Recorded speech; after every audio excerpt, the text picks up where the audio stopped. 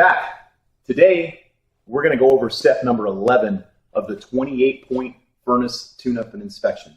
Step number 11 is tighten and inspect all low voltage connections. So here's the fun thing about your furnace. Earlier we talked about most of this stuff runs off of 110 volts.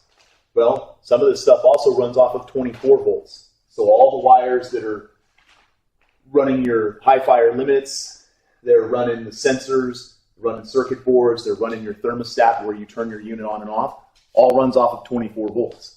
We run into the same problem though, even though the voltage is less, that the wires have amp draw, tend to have a little bit of heat and the connections come loose.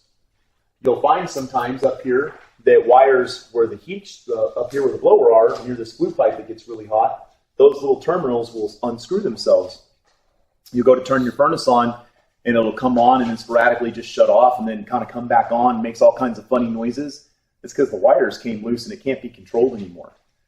So again, preventative maintenance, better to be proactive than reactive.